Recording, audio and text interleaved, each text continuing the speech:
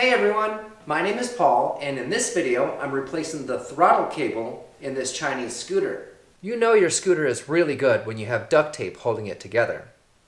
We'll need to take out 6 screws from the leg shield fairing. Use a normal size Phillips screwdriver. The upper chrome trim takes a big Phillips screwdriver. Let's unclip that. There are 2 more screws on each side holding the lower part of the fairing. Finally, use a big Phillips screwdriver to remove the 1 bolt in front. Take out 2 Phillips head screws from the right side switch. Pull the top half off, then disconnect the end of the throttle cable. Slide the grip off the handlebar. My scooter needs a new throttle grip. Use a 14mm wrench to loosen the throttle nut. I just cut the old cable to make it easier to remove it. Check this out. My throttle cable is frayed too. Thread the new cable into the switch. My new throttle tube doesn't fit very well, so I'm trimming the plastic to make more room. Now the throttle turns easily. Install the throttle tube on the handlebar and make sure to push the pin into the hole in the handlebar. Hook the end of the throttle cable into the throttle tube and install the top half of the switch. Reinstall 2 Phillips head screws.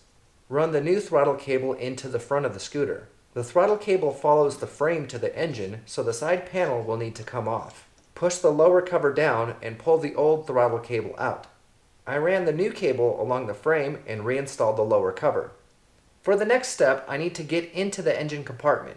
Use a Phillips screwdriver to remove both wires from the battery. My seat compartment has 4 bolts holding it in. Let's get the wires out of the way and remove the seat from the scooter.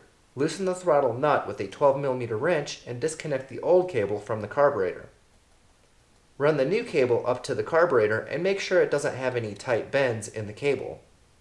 Adjust the cable so there's a little bit of play in the grip and the throttle snaps all the way closed when you let go of the grip. The rubber dust seal can make the throttle cable get stuck, so it's better to remove it. Feed the battery cables into the seat compartment and start all 4 bolts by hand. It's okay to turn the bolts with a drill, but be very careful. Chinese scooters use cheap bolts that strip easily. Do the final tightening by hand. Now just connect the battery terminals. Don't forget the smaller positive wire with the fuse on it. Let's put the front fairing back on.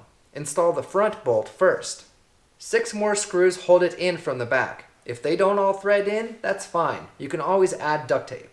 The chrome trim snaps into place next. It has 2 big Phillips head bolts holding it in.